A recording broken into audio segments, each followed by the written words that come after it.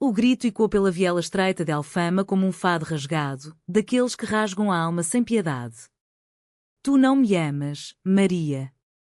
Nunca amaste. És só uma sombra na minha vida, uma ilusão que eu criei para não enlouquecer. As palavras de Ana saíram como facas afiadas, cortando o ar úmido da noite lisboeta, onde o cheiro de sardinhas assadas se misturava ao sal do Tejo. Maria parou abruptamente, o copo de vinho tinto tremendo na sua mão, os olhos castanhos arregalados refletindo as luzes tremulosentes dos lampiões. Era o fim de uma noite que deveria ter sido de celebração, o aniversário de 30 anos de Ana, marcado por risos falsos e brindes forçados em uma tasca escondida, com o som de uma guitarra portuguesa ao fundo. Mas ali, sob o céu estrelado que parecia conspirar contra elas, a verdade irrompeu como uma onda atlântica, varrendo as mentiras que as uniam há anos. Maria sentiu o coração apertar, não de dor, mas de uma revelação que a aterrorizava. E se aquele grito fosse o eco do seu próprio silêncio? Maria e Ana haviam-se conhecido naquelas ruas labirínticas de Lisboa, onde o passado se entrelaça com o presente como as eras nas fachadas caiadas. Era o verão de 2015, o ano em que Portugal ainda lambia as feridas da crise econômica, mas as pessoas, teimosas como o mar, insistiam em dançar o fado mesmo com os bolsos vazios. Maria, com seus 25 anos frescos como o orvalho da Serra da Arrábida, acabara de se formar em literatura na Universidade de Lisboa. Filha de um pescador do Algarve e uma costureira de Évora, ela carregava nas veias o sangue quente do sul, misturado à melancolia poética que só os livros podiam acalmar. Seus cabelos pretos, trançados com fitas vermelhas em homenagem às romarias alentejanas, emolduravam um rosto de traços suaves, mas olhos que guardavam tempestades, olhos que devoravam as páginas de Fernando Pessoa e Sofia de Melo Brainer, sonhando com mundos além das muralhas da capital.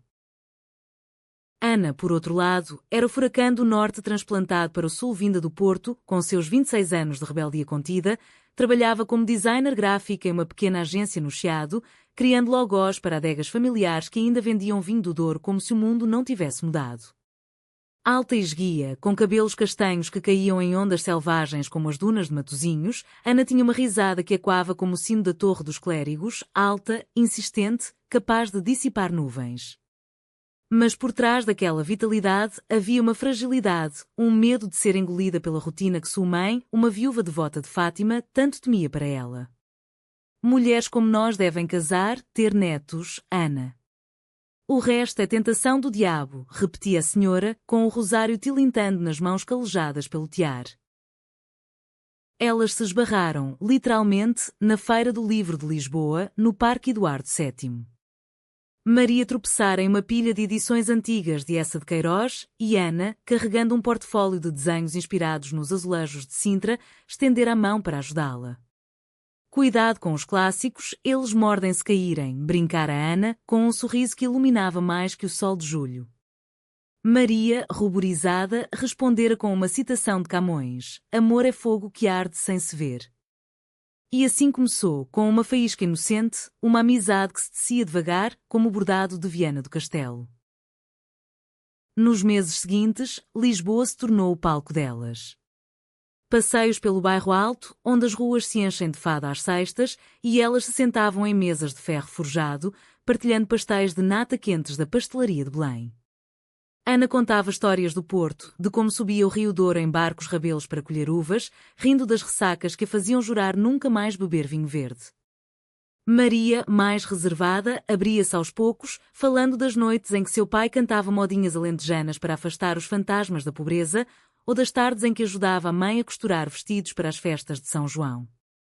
Tu és como um livro aberto, Maria, mas com páginas que eu ainda não li todas, dizia Ana, e Maria sentia um calor subir pelo peito, que atribuía à brisa do Tejo. A amizade floresceu em confidências sussurradas.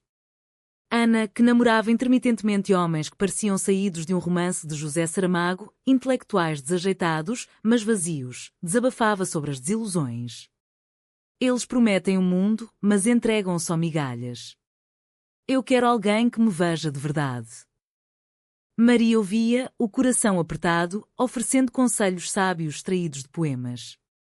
Em troca, Ana arrastava para festas no cais do Sodré, onde o house misturava-se ao eco de guitarras portuguesas, e Maria, relutante, dançava pela primeira vez sem se importar com os olhares. vês?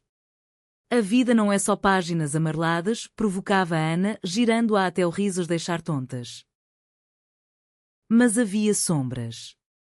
A família de Maria, ancorada nas tradições do Alentejo, pressionava por um casamento arranjado com um primo de Beja, um rapaz sério que herdara vinhas. É hora de pensar no futuro, filha. O amor vem com o tempo, como o vinho envelhecido. Ana, por sua vez, lutava contra a mãe que ligava de Gondomar toda semana. Encontra um bom rapaz, Ana. Não percas tempo com essas modernices de Lisboa. Elas riam dessas pressões, transformando-as em piadas durante as caminhadas pelo aqueduto das águas livres, mas no fundo, cada uma carregava o peso de expectativas que as sufocavam como o calor de agosto. Um ano se passou e a amizade se aprofundou em algo indefinível. Passavam fins de semana em Sintra, subindo a pé até o Palácio da Pena, onde as névoas matinais as envolviam como um manto romântico. Ana desenhava esboços das torres coloridas e Maria recitava versos de Florbela Espanca sobre amores proibidos. O teu silêncio me mata mais que palavras, lera Maria certa vez, e Ana olhara de um jeito que fez o ar parar. Mas nenhuma ousava nomear aquilo. Era amizade, diziam a si mesmas, uma irmandade forjada no fogo da solidão urbana. Até que o destino, caprichoso como o Atlântico, interveio. Era uma noite de outono, com folhas de castanheiro caindo como confetes melancólicos no rocio. Ana havia rompido com o último namorado, um arquiteto que a traíra com uma colega de trabalho. Chorara no ombro de Maria por horas, no apartamento apertado dela em Moraria, com vista para o castelo de São Jorge. Porquê? Eu dou tudo e eles pegam e vão embora. Maria abraçara forte, sentindo o cheiro de lavanda no cabelo de Ana, o corpo dela tremendo contra o seu. Porque eles não te merecem. Tu mereces o mundo, Ana. Mereces alguém que te proteja como o mar protege as falésias. Naquele momento, com a chuva batendo na janela como um tambor fúnebre, Maria sentiu o desejo de beijá-la, um impulso selvagem nascido das profundezas do coração. Mas engoliu as palavras, temendo destruir o que tinham. Em vez disso, propôs uma viagem. Vamos para o Algarve, para a casa do meu pai. Lá, o mar lava tudo. Ana aceitou e assim embarcaram no comboio alfa pendular, rindo de bobagens enquanto o Alentejo desfilava pela janela, planícies douradas de sobreiros, vilas brancas como o giz de Évora.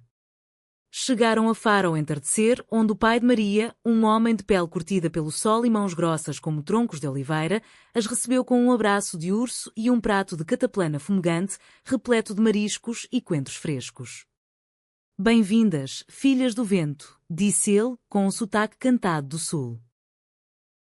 Os dias no Algarve foram um bálsamo. Mergulharam nas praias de areia vermelha de Praia da Rocha, onde as falésias se erguem como sentinelas antigas, e Ana, pela primeira vez, confessou seu medo de envelhecer sozinha. E se eu nunca encontrar o que procuro, Maria? E se for só isso, noites vazias e desenhos inacabados? Maria, sentada na areia ainda quente, traçou linhas na praia com o dedo. O amor não é uma linha reta, Ana. É como estas ondas, vem, recua, mas sempre retorna mais forte. Elas caminharam de mãos dadas pela orla, um gesto inocente que as famílias portuguesas ainda toleram entre amigas, mas que para Maria era um fio de esperança. De volta a Lisboa, a rotina as engoliu novamente. Ana mergulhou em um novo projeto, um mural para uma associação LGBTQ+, no Bairro Alto, inspirado nas cores do arco-íris misturadas aos tons terrosos dos azulejos. Maria, agora professora substituta em uma escola secundária, ensinava literatura a adolescentes rebeldes que sonhavam com fugas para o Brasil.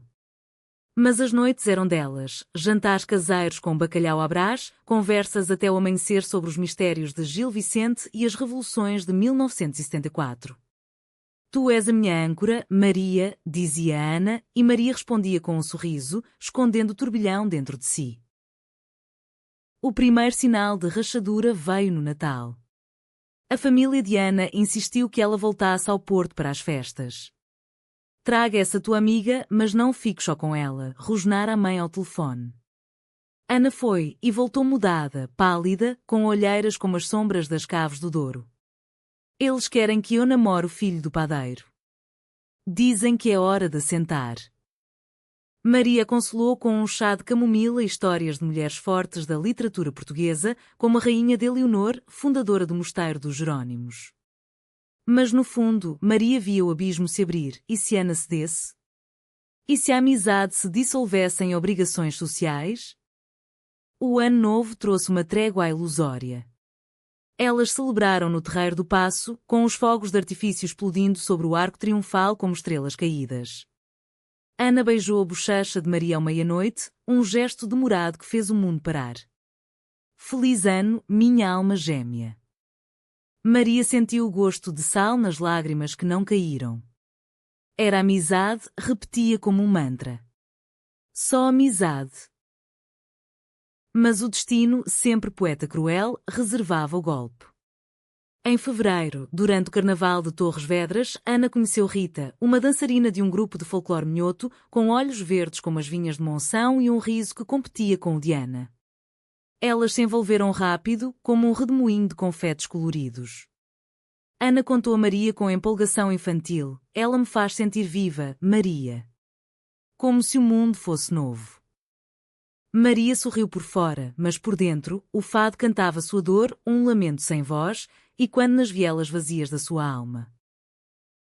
Os meses seguintes foram uma dança tortuosa de alegrias emprestadas e silêncios cortantes. Ana e Rita se viam sempre que podiam, fins de semana no Gerês, onde as cascatas de águas cristalinas lavavam os pecados da cidade, ou noites no Lux, o clube lisboeta onde o tecno se misturava ao cheiro de ginginha. Ana brilhava, contando a Maria detalhes triviais. Ela dança como se o chão fosse dela e me leva com ela. Maria ouvia, assentindo, mas cada palavra era uma farpa no peito. Para preencher o vazio, mergulhou mais fundo nos livros, ensinando aulas sobre mensagem de pessoas alunas que a olhavam com curiosidade.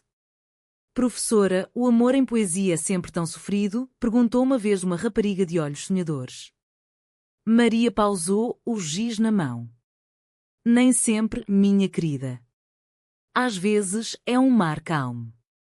Mas o mar calmo esconde correntes profundas. A amizade não se quebrou de imediato, era mais sutil, como o desgaste das pedras pelas ondas. Ana ainda ligava tarde da noite, pedindo conselhos sobre presentes para Rita, um colar de filigrana de Gondomar, talvez?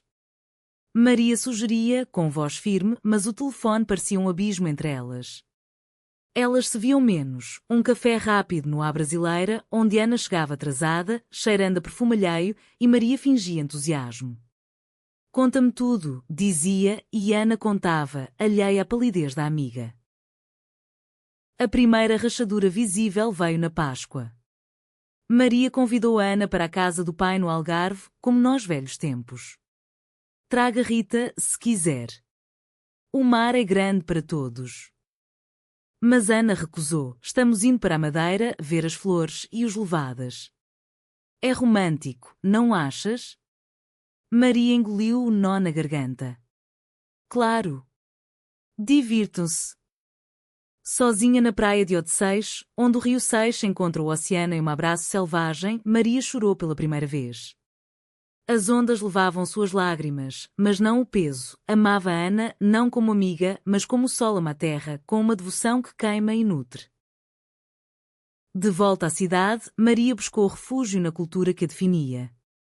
Participou de uma leitura de poesia no Lisboa Factory, um antigo complexo industrial transformado em hub criativo às margens do Tejo. Lá, entre paredes grafitadas e o aroma de café torrado, conheceu outras almas solitárias, mulheres que, como ela, navegavam as águas turvas da identidade em uma Portugal ainda em transição. Uma delas, Sofia, uma pintora de Coimbra com mãos manchadas de óleo e um sorriso gentil, estendeu a mão. A tua voz na poesia é como um fado sem guitarra, pura emoção. Elas conversaram por horas sobre Almeida Garrett e as lutas das sufragistas portuguesas, e pela primeira vez em meses, Maria riu de verdade. Mas o destino, tecelão impiedoso, entrelaçava fios inesperados. Ana, em uma noite de insonia, ligou para Maria às 3 da manhã. Eu traí a Rita. Com um colega de trabalho. Foi um erro, mas sinto-me tão suja. A voz dela tremia, quebrada como vidro estilhaçado. Maria, acordada pelo toque, sentiu uma mistura de raiva e alívio, raiva pela dor de Ana, alívio pelo caos que abria portas. Vem cá, disse simplesmente. Ana chegou ao amanhecer, os olhos inchados, o casaco molhado pela garoa primaveril. Elas se sentaram na cozinha de Maria, com chá de erva doce fumegando, e Ana desabafou, a pressão do trabalho, o medo de compromisso, o vazio que Rita não preenchia. Eu pensei que era amor, mas é só distração. Tu entendes, não é? Tu sempre entendes. Maria ouviu, o coração martelando. Queria gritar, eu te amo, idiota. Eu sou a distração que tu procuras sem saber. Mas em vez disso, ofereceu sabedoria alentejana. O erro é como o azeite, escorrega, mas ensina a não cair de novo. Perdoa-te, Ana. E perdoa os outros. Ana abraçou então, um abraço demorado, e Maria inalou o cheiro familiar de lavanda misturada a lágrimas.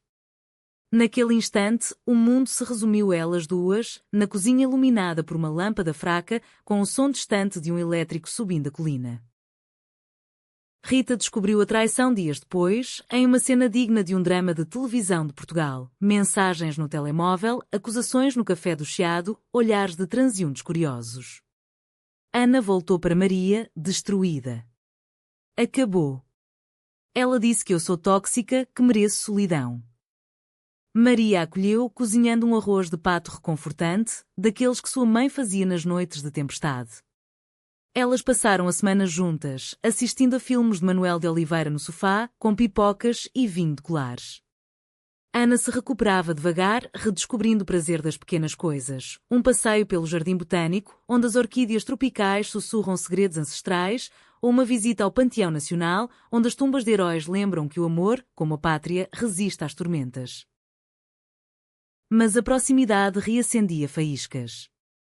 Uma noite, após uma garrafa de Porto Tawny, Ana olhou para Maria com olhos velados. Sabes, tu és a única que me faz sentir inteira. Como se fossemos duas metades de um azulejo quebrado. Maria congelou, o copo na mão. Ana, isso soa mais que amizade. Ana riu, nervosa, afastando o olhar. Bobagem. És a minha melhor amiga. Só isso. O silêncio que se seguiu foi ensurdecedor, como o intervalo entre duas estrofes de fado.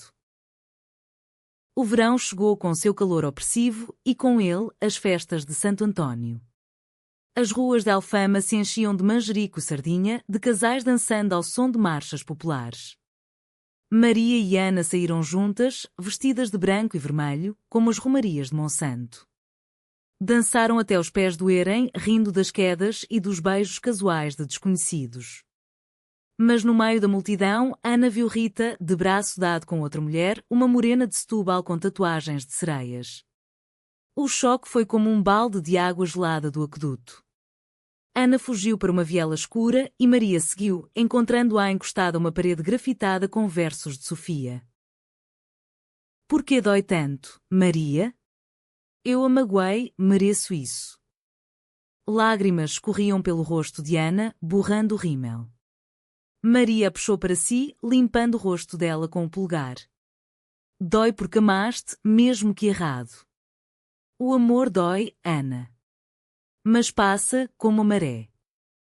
Elas ficaram ali, abraçadas, o som da festa distante como um sonho alheio. Naquele momento, Maria quase confessou, as palavras subiram à garganta como vinho espumoso. Mas o medo calou, e se perdesse tudo? A ruptura com Rita deixou Ana vulnerável e ela se inclinou mais para Maria.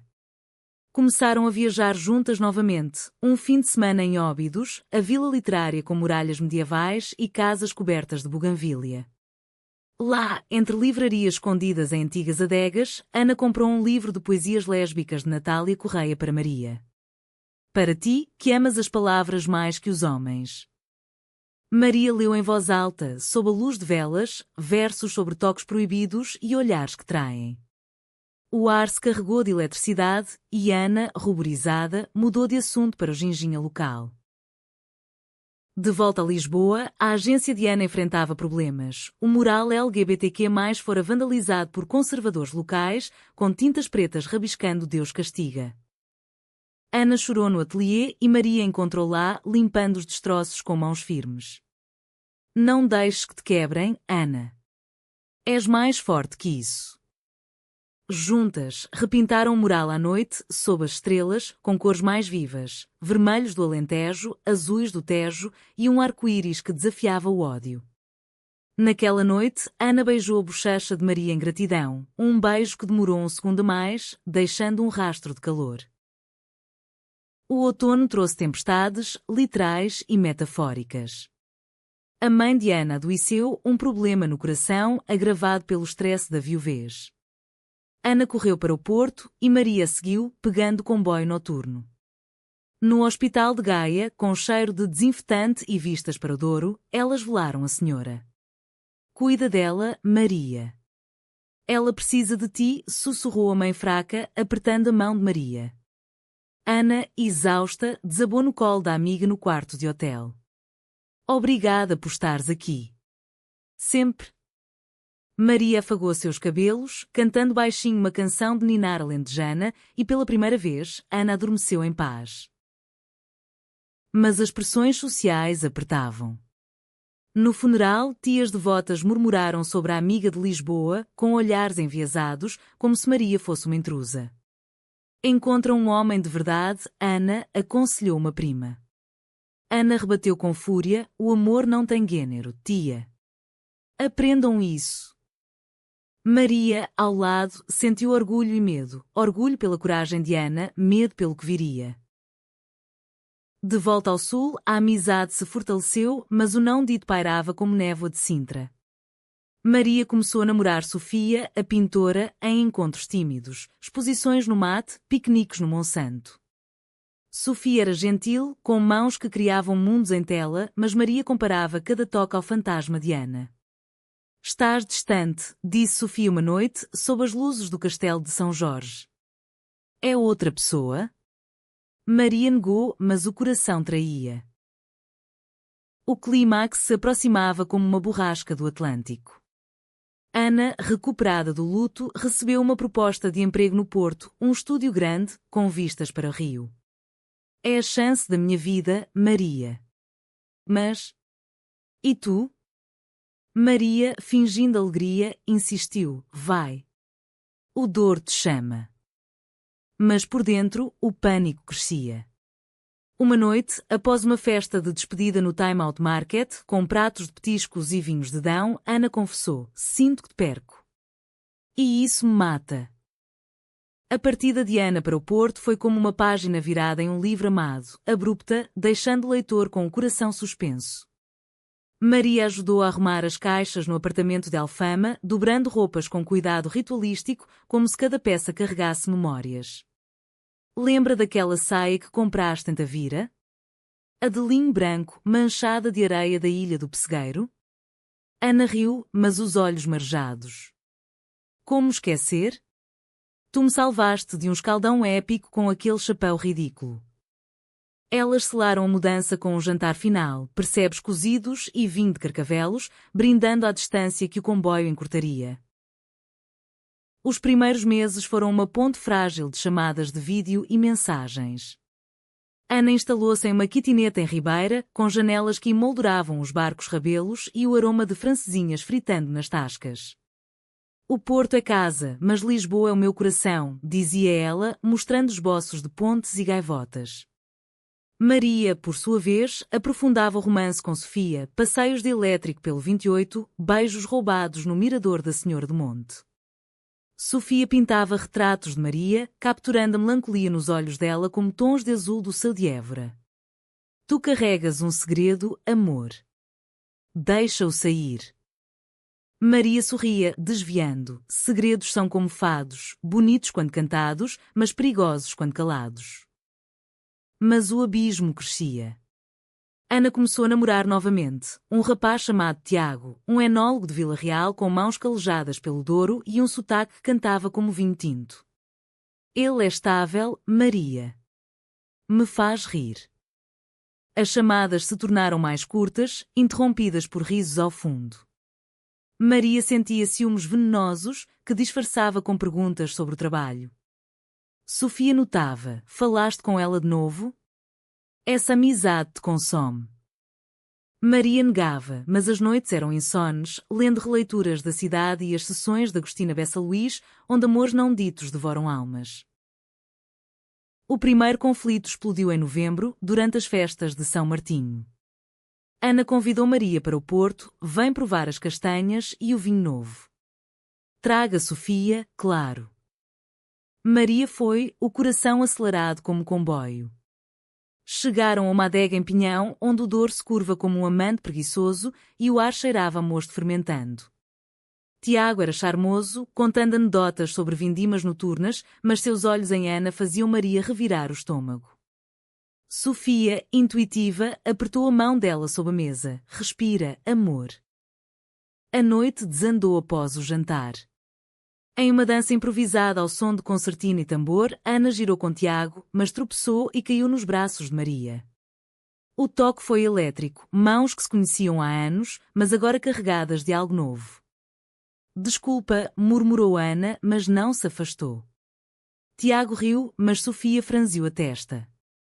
Mais tarde, no hotel, Sofia confrontou Maria. Eu vi aquele olhar. Não é amizade. É amor. Maria desabou em lágrimas. Eu sei. Mas ela não vê. Ou não quer ver. A viagem de volta foi tensa. Sofia pediu espaço. Eu te amo, mas não posso competir com um fantasma. Maria, devastada, ligou para Ana do comboio. Preciso de ti. Agora. Ana, preocupada, pegou o primeiro Alfa para Lisboa. Chegaram ao apartamento de Maria ao amanhecer, com o Tejo envolto em névoa. Ana abraçou-a forte. O que aconteceu? Fala comigo. E Maria falou, não tudo, mas o suficiente. Sofia terminou. Diz que há outra pessoa no meu coração. Ana consolou-a com palavras doces, chá de limão e histórias do Porto para distrair. Mas no fundo, uma semente de dúvida brotava. E se fosse ela? O inverno rigoroso de 2017 trouxe mais tempestades. A mãe de Ana piorou novamente, e desta vez, o Hospital de Gaia se tornou segunda casa. Maria viajou mais vezes, fingindo ser só apoio moral. Nas noites de vigília, com o bip dos monitores como trilha sonora, Ana se abria. Tiago é bom, mas... falta algo. Falta a loucura que tu trazes. Maria, exausta, respondia, a loucura perigosa, Ana. Queima. Uma vez, após uma operação bem-sucedida, elas caminharam pelo marginal de Gaia, com o Porto iluminado como um presépio natalino. Ana parou sob uma lanterna. Sem ti, eu seria metade. Obrigada por me proteger. O beijo na testa foi casto, mas demorado, deixando Maria sem fôlego. A traição veio como um raio em céu claro.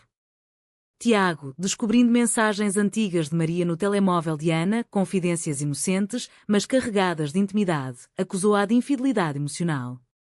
Tu amas ela, não eu. Essa amiga de Lisboa é o teu verdadeiro amor.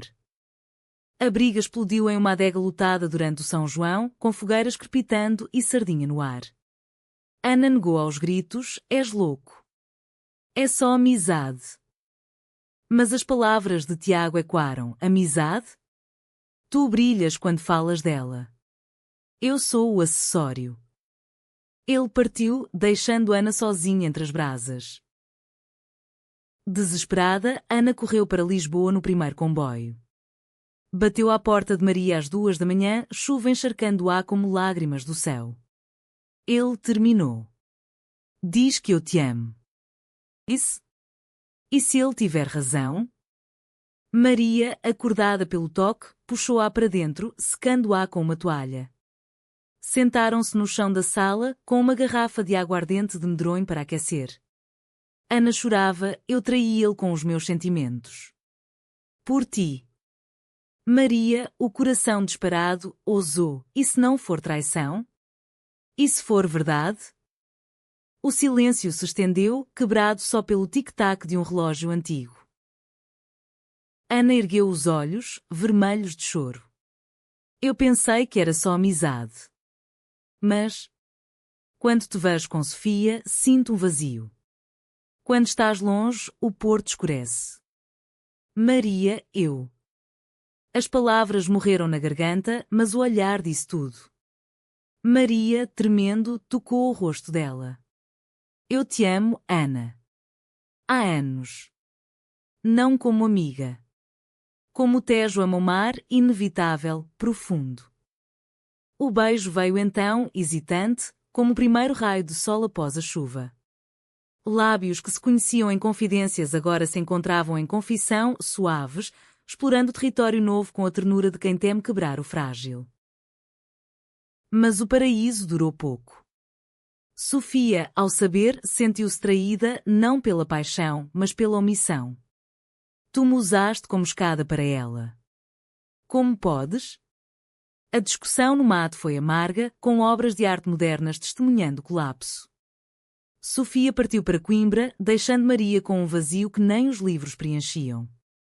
Ana, por sua vez, enfrentava o backlash no Porto. Amigos comuns sussurravam sobre a fase de Lisboa e a mãe, recuperada mas frágil, chorava. Mulheres com mulheres? Isso é contra Deus, filha. Volta ao normal. A pressão montava como nuvens de trovoada. Jornais locais, ainda e quando conservadorismos rurais, publicavam artigos velados sobre decadência moral nas cidades. Ana recebia mensagens anônimas no Instagram: arrepende-te ou sofre. Maria, na escola, ouvia murmúrios de pais: cuidado com a prof que ensina versos pervertidos. Elas se protegiam mutuamente. Ana desenhava cartazes de apoio para marchas do orgulho em Lisboa, Maria escrevia cartas abertas em blogs literários, citando Sofia: o amor é liberdade, não prisão. O primeiro grande teste veio no Natal. A família de Ana exigiu sua presença no Porto, sozinha. Deixa essa influência má. Ana hesitou, mas Maria insistiu: vai. Mostra-lhes quem és. Eu estarei aqui. Ana foi, e o jantar de consoada foi um campo minado. Perguntas sobre Tiago, olhares para o vazio da cadeira dele. À meia-noite, Ana ergueu o copo: brinde à família que escolho, incluindo Maria, que me salvou mais que uma vez. A mãe chorou, mas um tio, surpreendentemente, assentiu: o amor é como o vinho, cada um tem o seu paladar. De volta, Ana e Maria celebraram em Lisboa um piquenique no Parque dos Poetas, com poemas recitados e estrelas como testemunhas. Mas o conflito maior se avizinhava. A agência de Ana no Porto, pressionada por clientes conservadores, sugeriu que ela modere os projetos LGBTQ+. É negócio, Ana. Não política. Ela recusou, arriscando o emprego. Eu não traio quem amo por um salário. Maria, solidária, viajou para apoiá-la. Juntas, marcharam no orgulho do Porto, de mãos dadas sob o arco-íris, com o Douro aplaudindo. Mas naquela noite, em um bar de fado na Ribeira, um grupo de jovens bêbados as confrontou: vai para casa, aberrações. Ana congelou, mas Maria, com a coragem do Alentejo, rebateu: o amor não é aberração. É o que nos faz humanos. A briga foi rápida, mas deixou marcas: um hematoma no braço de Ana, um rasgão na alma de Maria. Elas se curaram na casa do pai de Maria, no Algarve, onde o mar de Sagres sussurra perdão. Sentadas na falésia, com o vento salgado nos cabelos, Ana confessou o medo: e se não aguentarmos? As pressões. A família, a sociedade. Maria apertou sua mão: juntas, aguentamos. Como Portugal aguentou os mares. O ano de 2018 amanheceu com promessas frágeis, como as flores da amendoeira em janeiro que o vento pode levar. Ana decidiu ficar no Porto, mas renegociou seu contrato, projetos mais neutros, mas com uma cláusula para ativismo sutil, como designs para associações de direitos humanos inspirados em Amália Rodrigues, a rainha do fado que cantava dores universais. Eu não fujo, Maria. Luto com arte. Maria, promovida a professora titular na escola, incorporava lições sobre diversidade, debates sobre os maias e o tabu do incesto como metáfora para amores proscritos. As alunas, fascinadas, formavam um clube de leitura lésbica secreto, lendo Adília Lopes às escondidas. A relação delas florescia em segredo doce, mensagens de bom dia com fotos do Tejo ou do Douro, fins de semana alternados entre cidades. Em Lisboa, exploravam os jardins do Palácio de Queluz, dançando minuetos imaginários entre fontes barrocas. No Porto, subiam à Serra do Pilar, beijando-se ao pôr do sol sobre as caves de Vila Nova de Gaia. O amor era romântico, humano, cartas escritas à mão, como nas novelas de Essa, com selos de catedrais. Ana desenhava Maria como uma musa lentejana, com tranças e olhos de oliva. Maria compunha poemas curtos, o teu riso é o fado que alegra minha alma. Mas as pressões não cederam. A mãe de Ana, em uma visita surpresa a Lisboa, encontrou uma foto delas abraçadas no telemóvel. O escândalo irrompeu, és minha filha. Como podes envergonhar o nome da família? Chorou por dias, invocando Fátima e o Sagrado Coração. Ana, devastada, ligou para Maria da Sé do Porto. Ela me deserdou. Diz que reza pela minha alma perdida. Maria correu para o norte, encontrando Ana ajoelhada na capela de Santa Ana, lágrimas caindo como gotas de vinho sobre o mármore. Eu a amo, Maria. Mas dói perdê-la. Elas navegaram a crise com proteção mútua. Maria escreveu uma carta à mãe de Ana, em português clássico e emotivo. O amor não rouba, multiplica. Deixe-nos ser felizes, como o sol beija a terra sem julgar. Ana, por sua vez, visitou a mãe com presentes, um rosário de Fátima e um desenho de Nossa Senhora da Aparecida, misturando devoção católica com esperança. Aos poucos, a senhora amoleceu, se te faz feliz. Mas reza, filha. Reza muito. Não era aceitação plena, mas um armistício, como o 25 de Abril trouxe democracia sem apagar cicatrizes. O trabalho trouxe novos desafios. Maria foi acusada por um pai conservador de doutrinação após uma aluna sair como lésbica. O diretor a suspendeu temporariamente e os jornais locais de Lisboa ecoaram o caso. Escola pública promove agenda gay? Ana, furiosa, mobilizou amigos designers para uma campanha online, professora de amor, com ilustrações de corações entrelaçados como as curvas do Tejo. A petição viralizou, atraindo apoio de figuras como a escritora Lídia Jorge. Maria voltou ao trabalho, mas com o coração marcado. Ensinar é arriscar, amar é lutar. O romance se aprofundava em gestos cotidianos. Ana surpreendeu Maria com uma viagem à Serra da Estrela, onde a neve cobre os pinhais como um manto de pureza. Elas patinaram no lago gelado, caindo em risos, e à noite, ao calor de uma lareira em uma aldeia granítica, Ana sussurrou: quero envelhecer contigo, vendo o Douro e o Tejo se encontrarem nos nossos sonhos. Maria, emocionada, respondeu com um anel simples de prata, gravado com amor é fogo, eco de Camões. Mas a traição maior veio de onde menos esperavam, Sofia. Amargurada, ela vazou conversas antigas de Maria para um blog anónimo, distorcendo-as como prova de manipulação. Veja como ela usou uma amizade para seduzir. O post se espalhou como fogo em palha seca, atraindo trolls e haters. Ana recebeu ameaças, sai do Porto, degenerada.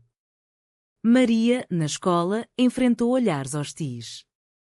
Elas se refugiaram na casa do pai de Maria, em Faro, onde o mar de Ria Formosa acalma almas agitadas. Lá, sob o céu estrelado do Algarve, confrontaram a dor. Traída por quem amei, disse Maria, voz rouca. Ana abraçou, mas eu te protejo. Nós nos protegemos. Decidiram contra-atacar com verdade, uma entrevista conjunta em uma rádio progressista de Lisboa, contando sua história sem filtros, a amizade que virou amor, as pressões sociais, a força da cultura portuguesa que celebra poetas como Flor Bela, que amou sem fronteiras. A resposta foi mista, apoio de jovens urbanos, críticas de rurais conservadores. Mas o amor delas saiu mais forte, como ferro forjado no fogo. A primavera trouxe renascimento. Ana ganhou um prémio de design pela campanha Professora de Amor e Maria publicou um livro de poesias, Ondas do Tejo, dedicado a Ana, para que me faz navegar. Elas celebraram em Évora, na Romaria da Rainha Santa Isabel, dançando ao som de cânticos alentejanos, com o pai de Maria abençoando-as discretamente. O amor é bênção, filhas. Cuidem dele. Contudo, o céu se armava. A mãe de Ana sofreu um derrame, culpando o estresse da filha. No hospital, com tubos e monitores, ela acordou e sussurrou para Ana: perdoa-me. Eu te amo, mesmo assim. Mas o remorso veio tarde. Dias depois, partiu em paz, deixando Ana com uma herança de culpa e um testamento que doava tudo a caridades católicas, exceto uma casa em Gondomar para a filha e quem ela escolher. O funeral foi um turbilhão de emoções. Parentes murmuravam, mas Ana discursou com voz firme. Ela me ensinou fé. Eu aprendi amor. Maria, ao lado, segurou sua mão publicamente pela primeira vez, desafiando olhares. Na recepção, um primo bêbado os confrontou: isso é uma vergonha para a família. Ana rebateu: a vergonha é o ódio. O amor é a herança. A briga escalou com empurrões e gritos, mas Maria interveio, acalmando com palavras de pessoa: tudo vale a pena se a alma não é pequena. Sozinhas no Douro após o enterro, em um barco rabelo sob a lua, Ana desabou: eu a matei, Maria. Com a minha vida. Maria a beijou: não. Tu a libertaste. E nos liberta. Elas navegaram o rio escuro, prometendo proteção eterna. O verão de 2018 foi um teste de fogo para o amor delas, um cadinho onde o ouro se separa do escória. Com a morte da mãe, Ana mergulhou em luto profundo, questionando tudo: e se o amor nos condena? Maria, âncora inabalável, a levou para retiros curativos, uma semana em Mosteiro de Alcobaça, onde as abóbadas cistercienses ecoam histórias de amores medievais, e visitas a ermidas no Gerês, banhando-se em fontes sagradas que lavam pecados. A fé portuguesa é sincretismo, Ana, cristã, pagã, humana.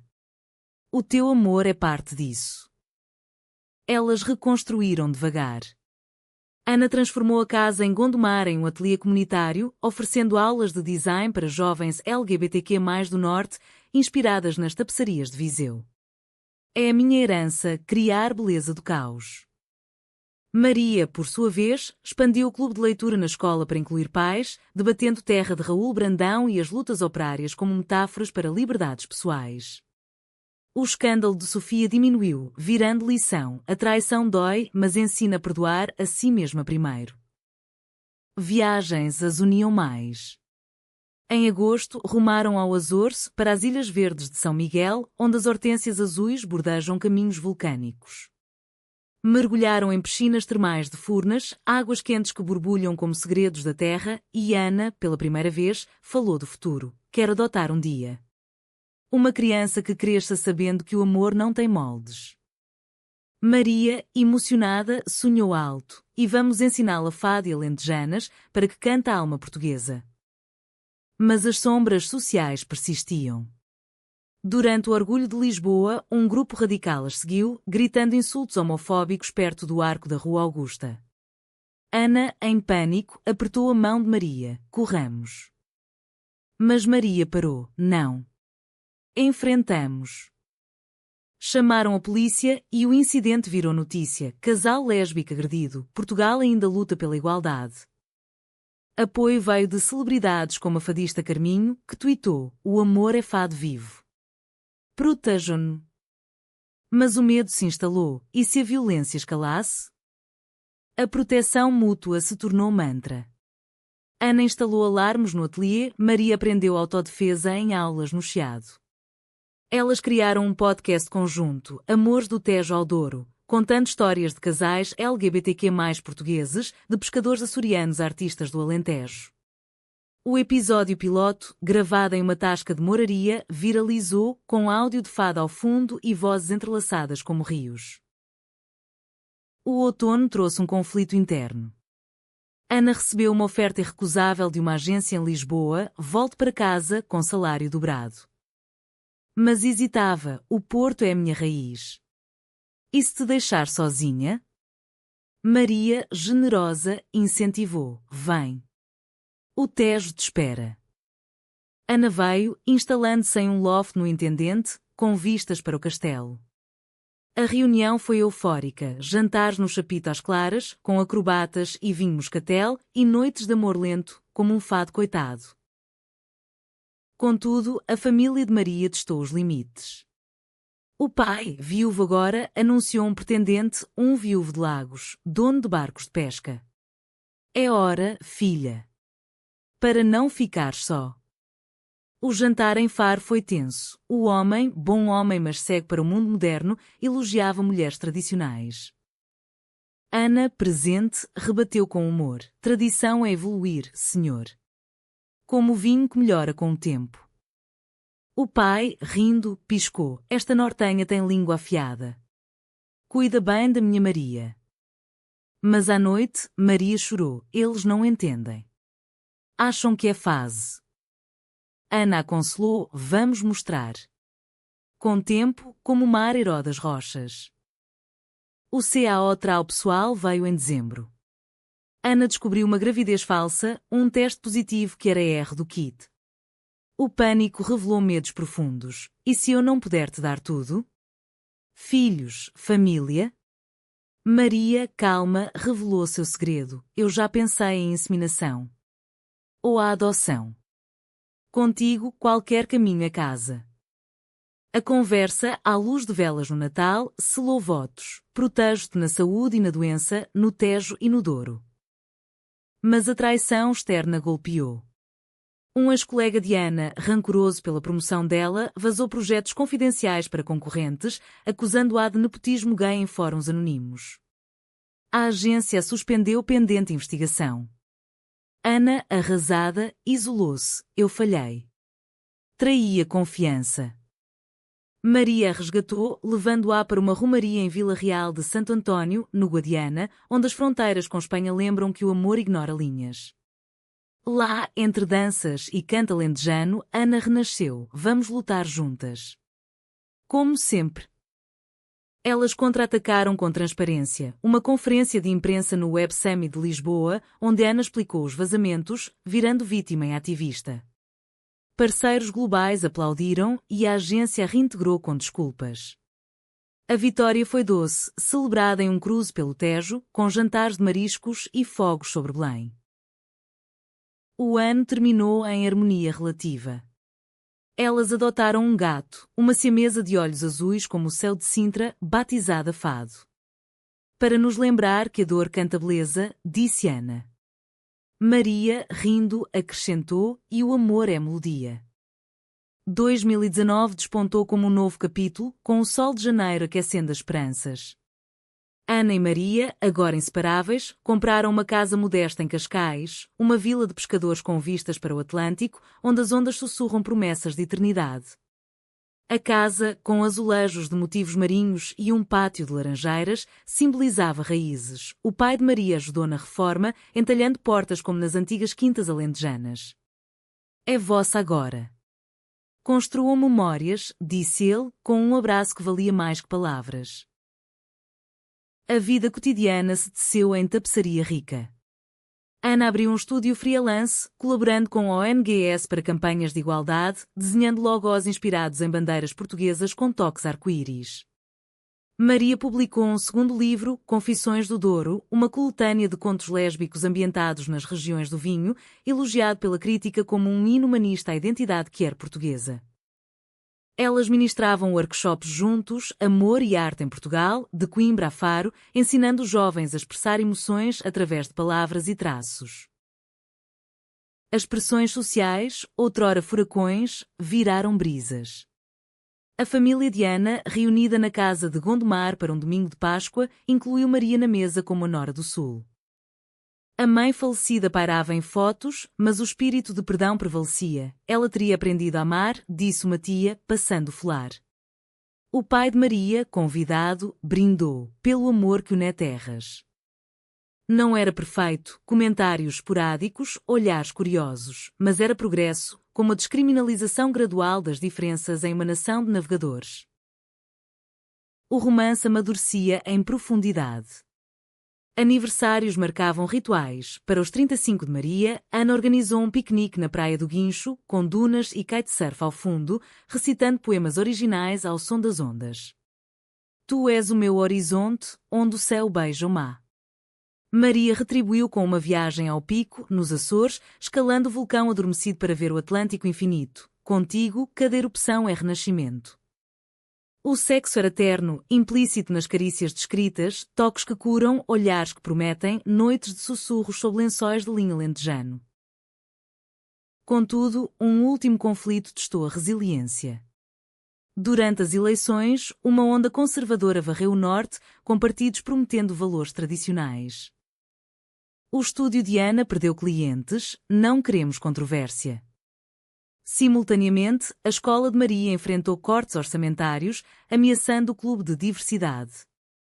Desesperadas, elas canalizaram a dor em ativismo, uma exposição itinerante, proteção mútua, com desenhos de Ana e textos de Maria, exibida de Porto a Lisboa. A mostra, em galerias como a de Serralves, atraiu multidões, casais como elas, famílias curiosas, até políticos arrependidos. O C.A. Trau veio em uma noite de gala na abertura em Belém. Um manifestante radical invadiu, derrubando painéis e gritando morte aos pecados. O caos, vidros quebrados, gritos, Maria protegendo Ana com o corpo. Ana, em fúria, confrontou: o pecado é o ódio. Sai. A polícia interveio, mas o dano estava feito, um corte no braço de Maria, um hematoma na alma. No hospital, costurando o ferimento, o médico, um homem idoso de Setúbal, disse: vocês são corajosas. Portugal precisa disso. A recuperação foi solidária. O pai de Maria viajou de Faro, trazendo sopa de cação e histórias de resistências antigas contra os salazaristas. Amigas de todo o país enviaram mensagens: vocês inspiram. A exposição não parou, ao contrário, ganhou mídia, virando símbolo de superação. Ana desenhou um novo painel central, duas mulheres de mãos dadas contra uma tempestade, com o lema Amor Profundo, Proteção Eterna. O desfecho veio suave, humanamente. Em uma primavera florida, elas adotaram uma criança, uma menina de 5 anos de um orfanato em Beja, com olhos castanhos como os de Maria e riso como de Ana. Batizaram-na Isabel, pela Rainha Santa que uniu terras. A cerimônia informal, na praia de Comporta, com o pai de Maria como padrinho e amigos como família escolhida, foi um bálsamo. Bem-vinda ao nosso mar, disse Ana, e Isabel correu para as ondas, rindo. Anos se passaram e a história delas se entreteceu na tapeçaria portuguesa. Ana e Maria envelheceram graciosamente, cabelos grisalhos trançados, rugas de risos compartilhados. Escreveram um livro conjunto, Memórias de Amizade Virada Amor, best-seller que inspirou gerações.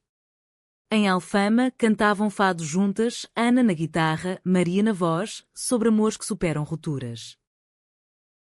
No fim, o que restou foi a lição humanista. O amor não é só paixão, mas proteção mútua, como o Tejo e o Douro que, distantes, sonham com o mar.